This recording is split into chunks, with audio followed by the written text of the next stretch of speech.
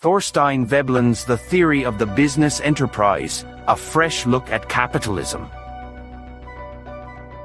Thorstein Veblen, a brilliant thinker of his time, made a lasting impact on how we understand economics and society.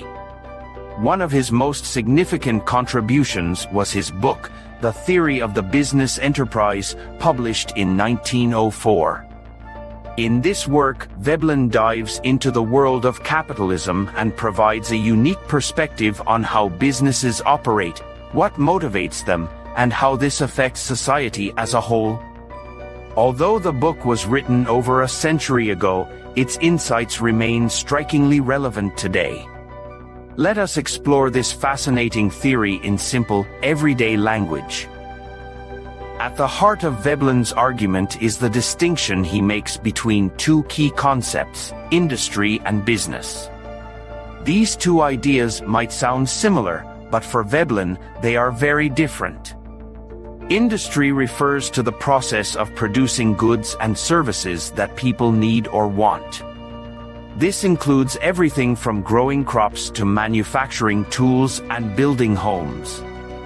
Industry, in Veblen's view, is about getting things done, solving problems, and creating value for society. Business, on the other hand, is not primarily about producing things. It is about making money. While industry focuses on practical activities that benefit people directly, business is more concerned with profits, market control, and financial gain. According to Veblen, the modern capitalist economy is dominated by business rather than industry, and this has profound consequences for how society functions. Veblen argued that businesses are often more focused on financial maneuvers than on producing goods or improving the quality of life. For example, companies might prioritize strategies like cutting costs, controlling markets, or even creating artificial scarcity to drive up prices, rather than simply making the best products possible. A company might withhold a useful technology or limit production of a valuable good just to increase its profit margins. From Veblen's perspective, this kind of behavior is a natural outcome of a system where the main goal is to maximize profits. Another key point in Veblen's theory is the role of what he called absentee ownership. In simple terms, this refers to the fact that many businesses are controlled by people who are not directly involved in the production process. Think of shareholders, investors, and corporate executives. These individuals often make decisions based not on what is best for the workers, the consumers, or society, but on what will generate the highest financial returns. This creates a disconnect between the actual production of goods and the people who benefit financially from that production. Veblen also highlighted how business interests can sometimes stand in the way of technological progress. While you might think that businesses would always embrace innovation, Veblen observed that this is not always the case. If a new technology threatens to disrupt established profit streams or reduce the control a company has over its market, the business might resist adopting it. For example, a company that makes money from fossil fuels might lobby against renewable energy technologies, even if those technologies would benefit society as a whole. This tension between technological advancement and business interests is a recurring theme in Veblen's work. One of the most interesting aspects of Veblen's theory is his idea that businesses often focus on the appearance of success, rather than its substance.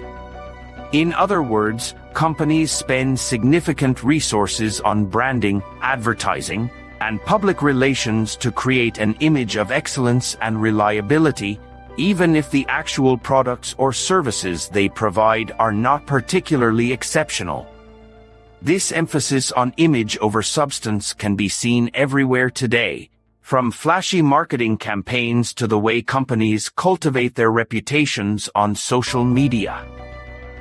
Veblen's work also touches on the social consequences of a business-driven economy.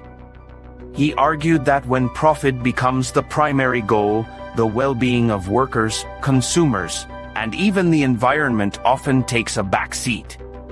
Workers might be paid low wages or forced to work in poor conditions so that businesses can cut costs. Consumers might be encouraged to buy things they do not really need, creating waste and contributing to environmental problems. And resources that could be used to improve society, such as time, money, and talent, are often directed toward maximizing profits instead. In addition, Veblen was critical of the way the business world fosters inequality. Since the profits generated by businesses are often concentrated in the hands of a few wealthy individuals or organizations, the gap between the rich and the poor tends to grow. This inequality is not just about money, it also affects access to opportunities, education, and quality of life. For Veblen, this was a significant flaw in the capitalist system. Despite his critiques, Veblen did not believe that capitalism was entirely bad. He acknowledged that the system has brought about tremendous technological and industrial progress. However, he believed that its focus on business over industry often led to inefficiencies and injustices. He hoped that by understanding these dynamics, society could find ways to create a more balanced and equitable economic system. In today's world, Veblen's ideas are more relevant than ever. From corporate scandals and environmental issues to debates about income inequality and the role of big tech, many of the problems Veblen described still exist. His distinction between business and industry helps us understand why these issues arise and what we might do to address them. For example, when we see companies prioritizing profits over environmental sustainability, we can trace this behavior back to the disconnect between business goals and societal needs that Veblen described. Similarly, when workers struggle to make a living wage while shareholders reap enormous profits, we can see the effects of absentee ownership and profit-driven decision-making. Ultimately, Veblen's The Theory of the Business Enterprise challenges us to think critically about the economic systems we live in and how they shape our lives. It invites us to consider whether our economy serves the common good or primarily benefits a privileged few. By reflecting on these questions, we can begin to imagine new possibilities for a more just and sustainable world. If you found this discussion of Thorstein Veblen's ideas thought-provoking, please take a moment to like this video and subscribe to our channel. Your support helps us create more content that explores the fascinating intersections of economics, sociology, and philosophy. Let us know in the comments what you think about Veblen's theories and how they apply to the world we live in today. Thank you for watching.